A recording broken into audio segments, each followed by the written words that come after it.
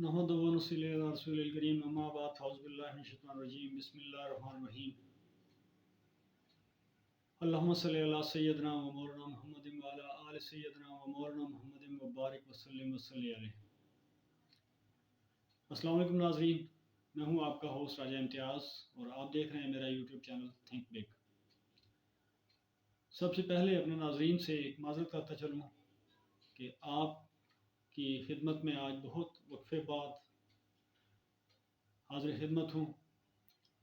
कुछ नागुज़ीर वजूहात थी जिनकी वजह से ये वक्फ़ा वक़ूअ पज़ीर हुआ, उसके लिए माज़रत। आज 12 रबीउल अव्वल 1443 हिजरी, इस मुबारक दिन की निस्बत से चंद बातें आपसे करने का इरादा है।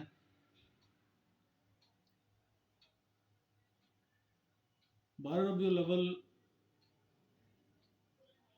वो बाबरकत दिन है जिसके बारे में अक्सरियती उलमा का इत्तफ़ाक़ है कि आप सल्लल्लाहु अलैहि वसल्लम की विलादत इस दिन में हुई। 12 रबीउल अव्वल 571 ईस्वी को बमुताबिक 20 अप्रैल 571 ईस्वी। गो के कुछ उलमा इससे इख्तिलाफ भी रखते हैं, लेकिन अक्सरियती उलमा का इत्तफ़ाक़ है, इसलिए हम इस दिन को मनाते हैं। इस दिन को खुशी के तौर पे मनाया जाता है।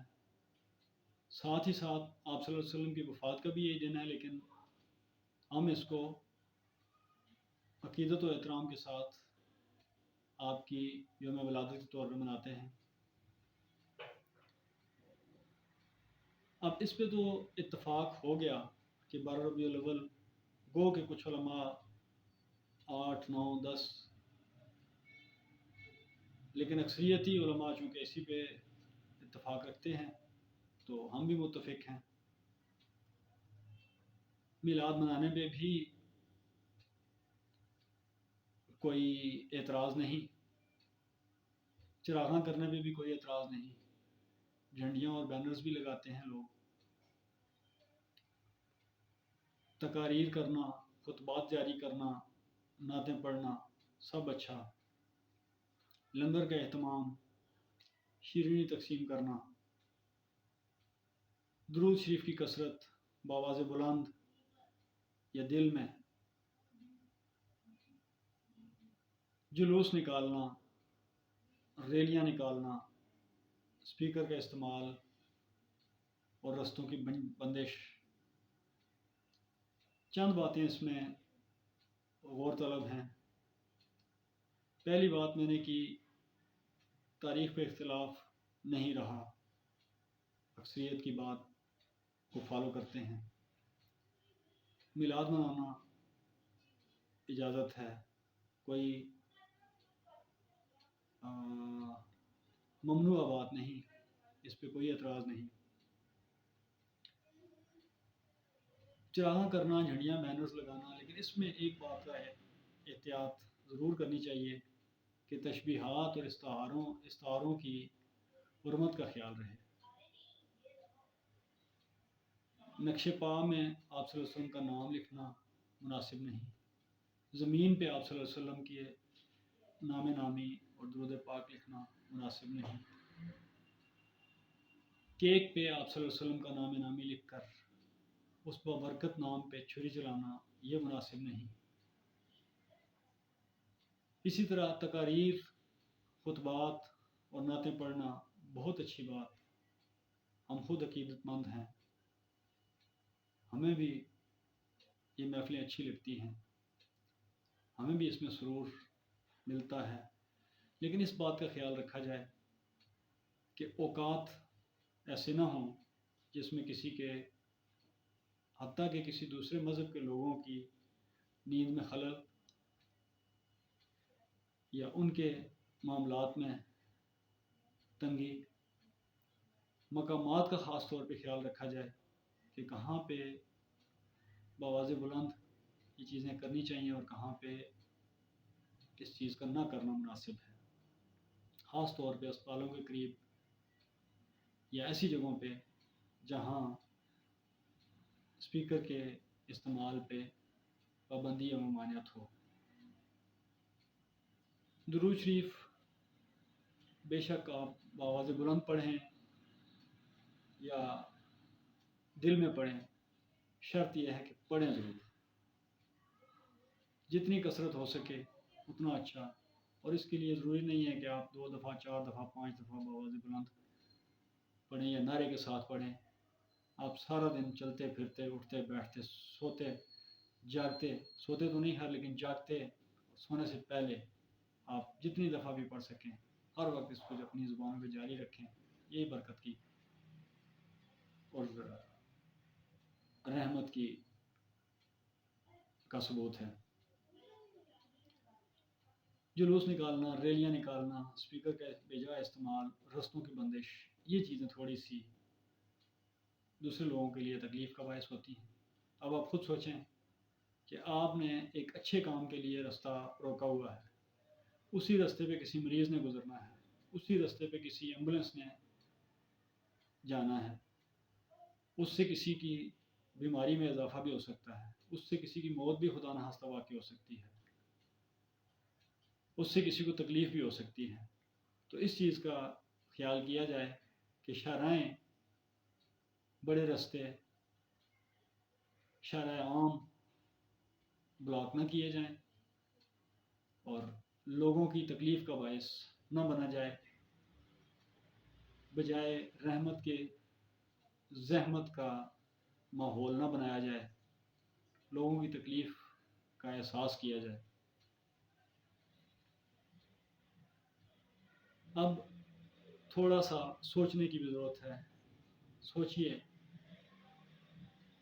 کیا یہ کام جو ہم نے ابھی بیان کیے ہیں گن کے،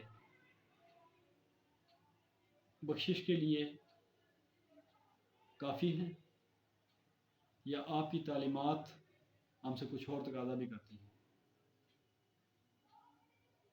غلامی رسول میں موت تو قبول ہے، بحیثیت مسلمان ہم اس بات پہ فخر کرتے ہیں کہ ہم آپ صلی اللہ علیہ وسلم کے غلام ہیں اور بلا شرط غیر مشروط طور پہ آپ صلی اللہ علیہ وسلم کے غلام ہیں۔ لیکن کیا غلامی رسول ہم سے اطاعت رسول کا تقاضا نہیں کرتی؟ اگر آپ اطاعت رسول نہیں کرتے، اگر میں اطاعت رسول نہیں کرتا، اگر ہم سب من حاصل قوم آپ صلی اللہ علیہ وسلم کی تعلیمات کی اطاعت نہیں کرتے، آپ صلی اللہ علیہ وسلم کی تعلیمات کی پیروی نہیں کرتے، تو پھر یہ نعرہ ہمارے کام ہرگز نہیں آئے گا۔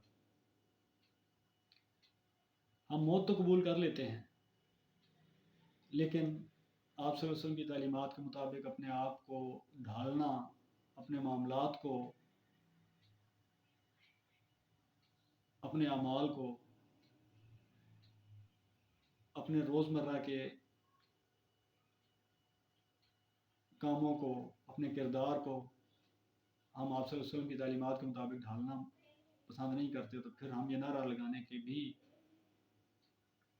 قطعاً حقدار نہیں ہیں کہ غلامی رسول میں موت بھی قبول ہے۔ موت سے پہلے بھی کچھ چیزیں ہوتی ہیں، وہ ہمیں قبول کرنی پڑیں گی۔